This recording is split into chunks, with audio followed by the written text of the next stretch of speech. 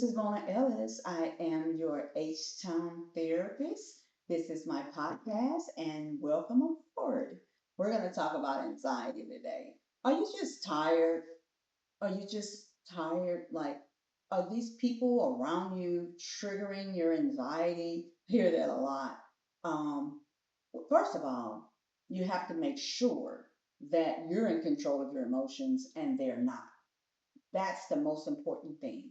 However, some forms of anxiety, it's really normal. We all experience it on occasion. If you're experiencing anxiety just too much, let's say every day for 2 weeks, then that's becoming a major problem and a big problem.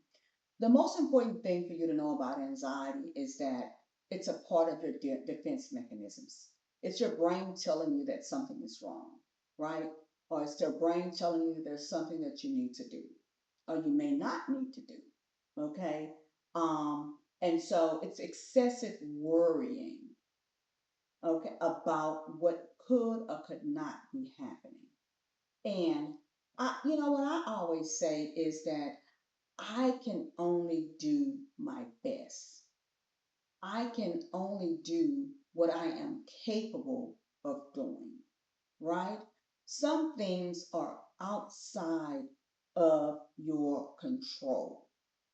And when you're trying to control things and fix things that you're not responsible for fixing, you don't own these problems, then that causes anxiety and worry.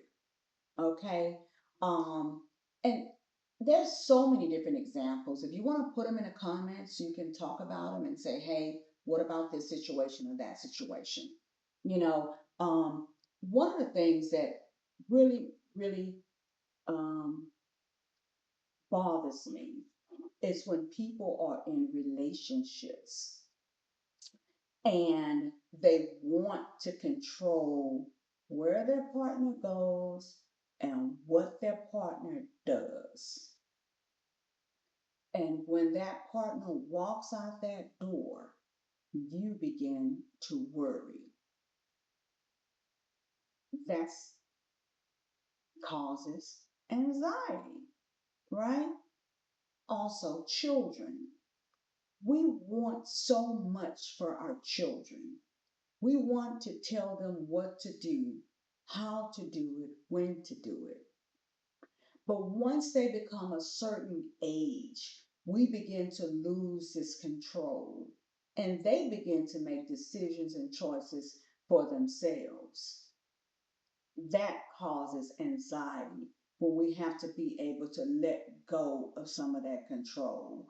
And it causes us to worry obsessively about what should or should not be happening, or what decisions they should be making, or what they should be doing. Right? I'll give you an example, especially for children. You work hard. You provide your children with everything, a good home, good education, good school, and you say, you know what, you're going to college. The kid goes to college, and one day he says, you know what, college is just not for me. You automatically go into panic mode. You're going to be a college dropout. How are you going to get a job? How are you going to make money? I'm not giving you money. And all of this. And then you begin to worry about what is going to happen to my child. How is my child going to make a living and take care of himself if something happens to me and I can't provide for my child? You don't have any control over that, you know. So you may have to use a coping mechanism that many people have learned to do.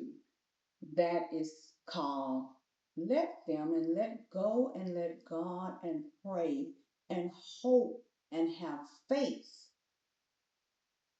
in your child, knowing that you have raised a wonderful person who is able to make good choices and good decisions. And you're going to provide them with support, love, and care in whatever they choose to do. And that way, they'll be more open to sharing things with you and also listening to your advice. I can imagine what some of you guys are saying to me. I just can imagine. I was just a fly on a wall in your home. But I'm just saying things that I've experienced personally, and I've realized that I just can't do anything about these things that are happening. I remember when so much was going on, and we had COVID, and everybody was so afraid. Loved ones was sick and ill. We couldn't see them. We couldn't go to the hospitals. It was a very difficult time for us in America and other countries. Um, and we look back on today and we think about we did the best that we could do. We wore our masks, we had our hand sanitizers, we cleaned up everything, we made sure everything was safe, right? As far as the best of our ability. So some of us did that and we were okay. Some of us wasn't okay. We began to get so much anxiety, being alone, losing loved ones, being fearful that we lost many hours of sleep. We were already isolated, but we didn't reach out to people. There was other ways to communicate, videos and um, you know, FaceTiming and things like that, but we just got so afraid that we changed who we are because of what was going on. Um, and we live, and then many people were suicidal. They just couldn't deal with it. They just couldn't live through it. But one of the things that I've learned is that during that time, many of us got through it because we held on to different things, which we call faith, coping mechanisms. Some people began to exercise and work out. So they were able to manage their anxiety by engaging in doing healthy things. And that's some of the things that we can still do today. You know, if you're anxious, if you're worried, you can use positive self talk.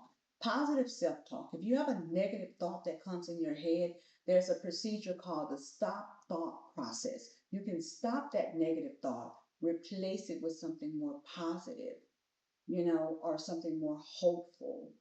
And then you can train your brain to be able to say, yes, I had a really difficult time. I was sick, but I got through it. We can train our brain. And I have to think about some of the things that I've experienced and it turned out okay. So you can train your brain to think positive, to keep your cup full of positive emotions. So that's one of the things that I always try to remember in my everyday life. And I mean, I've experienced a lot of things that have knocked me to the ground, that has made me worry, made me fearful. But I realized I couldn't do anything about it but worry and get sick and not eat. And then I got, colds and the flu. But now I've learned, okay, I can only think and hope for the best in whatever situation that I'm going through. I know many of you probably have said, you know what, I've lost my family, I've lost my mother, I lost my father, I don't have anyone. But you do. You have you and you can do, and you have their spirits within you, and you can live the life that your loved ones want you to live because they have our parents every day they prepare us for life without them. They teach us, they mold us to do all these things because they know one day they're not going to be here. And we'll still have their spirit within us. You know, I learned that from losing loved ones. I lost my aunt who was like my mother. And most of the things that I do and most of the things that I say, I used to think, like the world was falling apart because she was gone. But now I've trained my brain to talk to her in a spiritual way and cook things that she's cooked, like beans. She taught us how to cook beans. We always have beans all the time, different type of beans every day. And so that brings a smile to my face. That helps me to overcome my anxiety.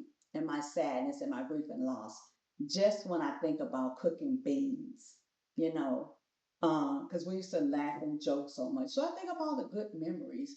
That's a way to cope with, you know, the anxiousness and the worrying. What am I going to do? My loved one is gone. That's a good way to cope with grief and loss. I'm not going based on any clinical stuff here. I'm just going with the flow today. Let me tell y'all the truth. I'm going with the flow. Um, Most of the stuff that I often encounter every day in my work, people, they grieve and lost their jobs. They worry about losing their job. You worry about losing your job. Think about how great you are at work. Think about how great of an asset you are, what you bring to the table at work, and you go to work and you keep your head up high and you know I have all these wonderful skills. I know how to do my job. I've been doing my job for 5, 10, 15, 20 years. And there's just nobody like me. You can hire somebody, but they won't be me. You can hire somebody to replace them, but they won't be me because I know I'm good.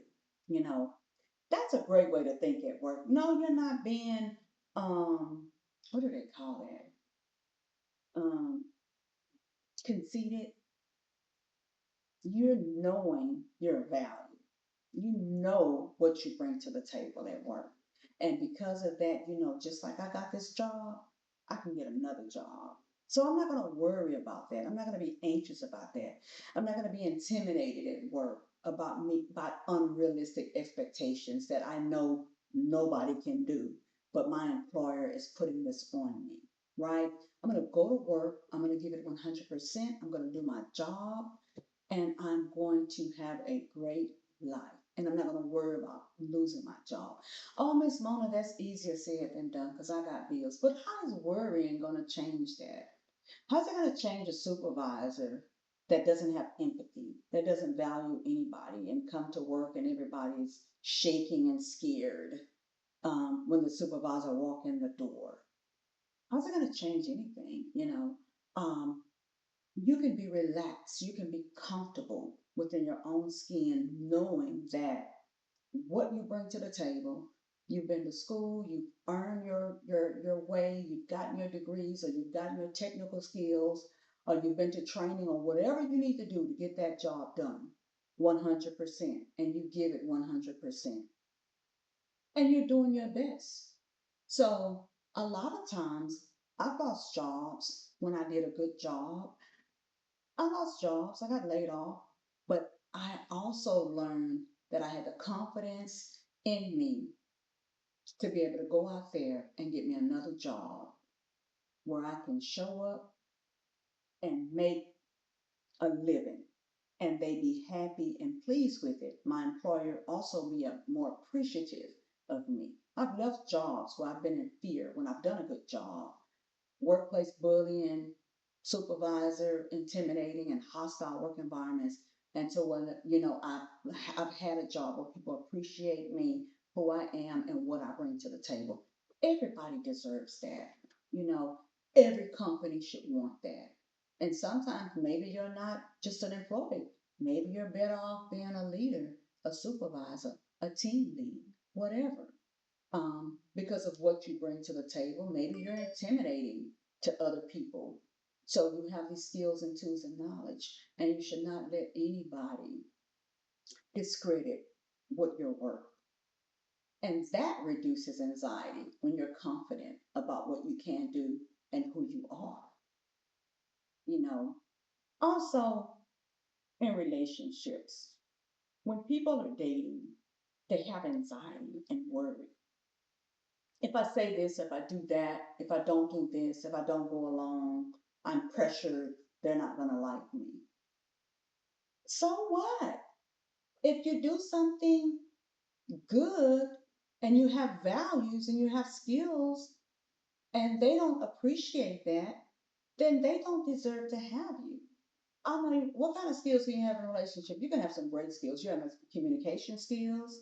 You can be very assertive, stating what you want, what you need, and you can talk about your values, what you want out of the relationship, and what you don't want. That can be very scary to people that want to manipulate you and control you. So sometimes that's good. You don't have to be a people pleaser. Being a people pleaser will create a certain level of anxiety, right? So you don't have to do that. So when you're in a relationship, especially when you're first dating, you have to remember that if you play this role, you're going to have to go on and fulfill that role. So why not be who you really are and what you bring to the table? If the person that you're meeting online or you're learning or you go on a date with or whatever, if they don't like who you are, then they can just move on to the next person. If they don't want anybody confident, strong, handsome or beautiful, just they can just move on. You don't have to put up with that because you think they're the finest thing since fine china. No, you're looking for beauty on the inside and on the outside, where you can be who you are, safe and comfortable in a relationship. That's what you're looking for. And I'm not off the topic of anxiety. I'm really not. I'm not off the subject. So a lot of times I want to go over some of the threat modes because when you get anxiety, and I'm reading from my little notes now, um, your body can go into a threat mode. Your body can think that something is so dangerous in your mind. You're thinking something is so dangerous to where you can begin to react and your defense mechanism kick in, right? And so your heart can be racing. You can overthink and ruminate and talk about the same thing over and over and over and over and over and over and over. You can be restless and you can say in every conversation, well, what if this happened? Well, what if they don't like me? Well, if I should have done this or if I should have done that, those words are a breeding zone. The shoulda words and the what ifs, oh no, you're asking for anxiety. You have to change those words into something else, right? And you can change those words is I may not be in control of this. And what I will do is that, right? So, not what if it happens. I may not be in control if this happens, but however, I can not go, I can go, I can say, I don't have to say. You can use your words a little bit different, but you have to be able to process your thoughts and you have to be able to think. But if you're anxious and you have anxiety, that's going to be able to cloud your thinking. You're not going to be able to think clearly.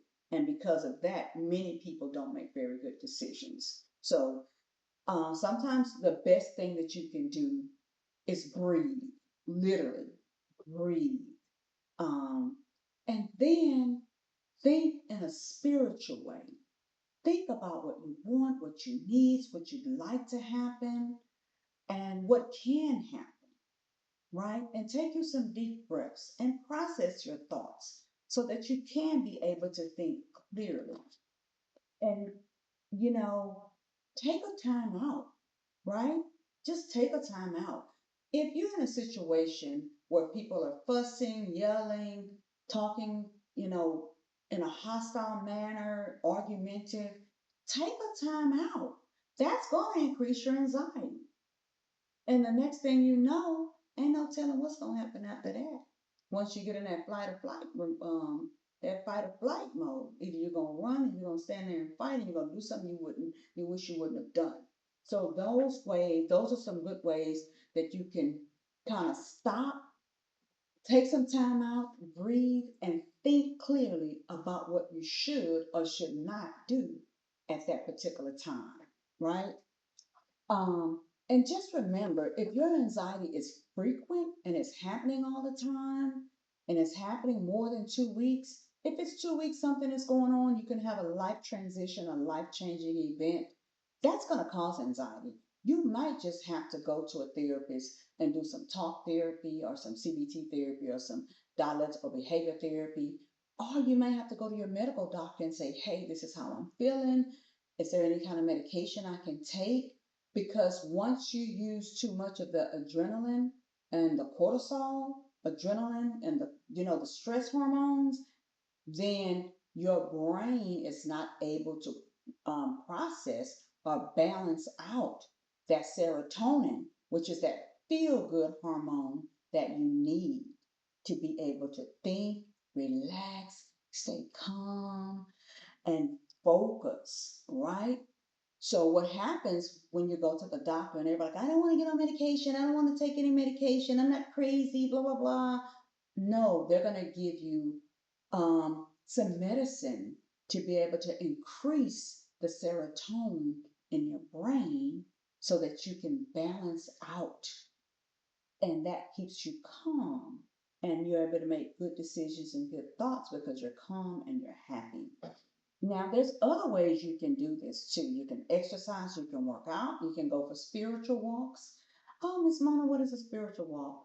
A spiritual walk is for you to go and think and observe nature and just think outside of yourself.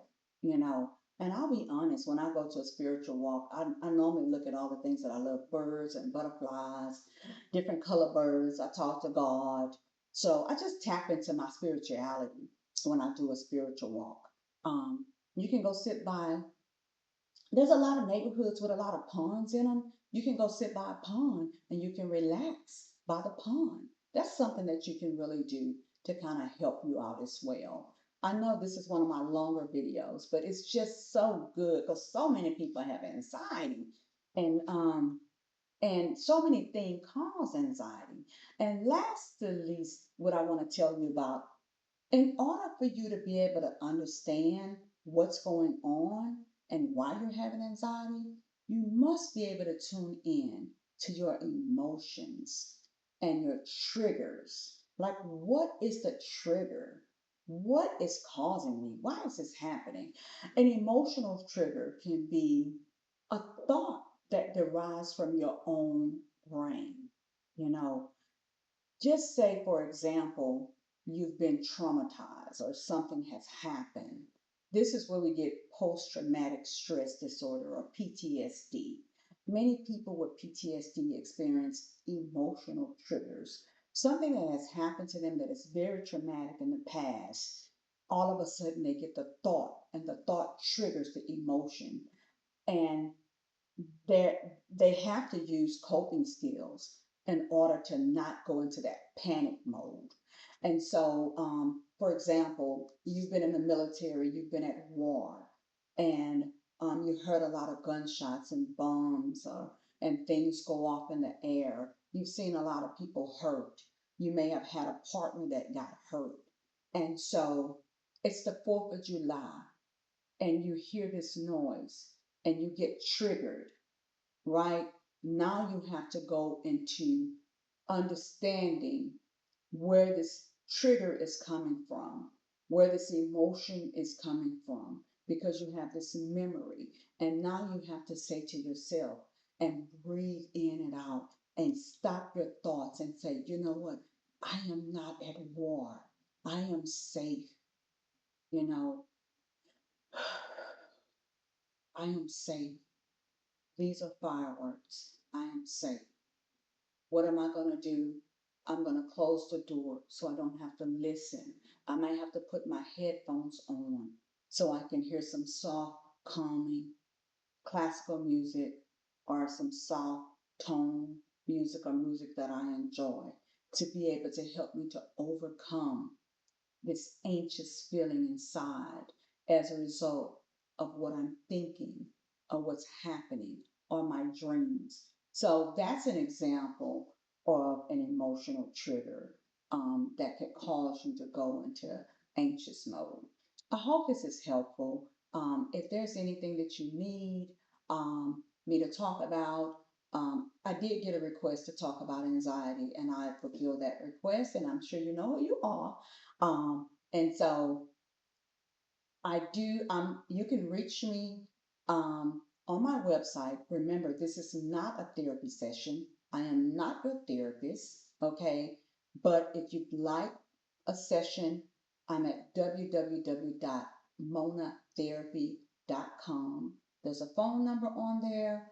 There's a self where you can self schedule your appointments. It's on there. Remember, I can be a coach, I could be a therapist, whatever you need, but I do not provide therapy to my own family.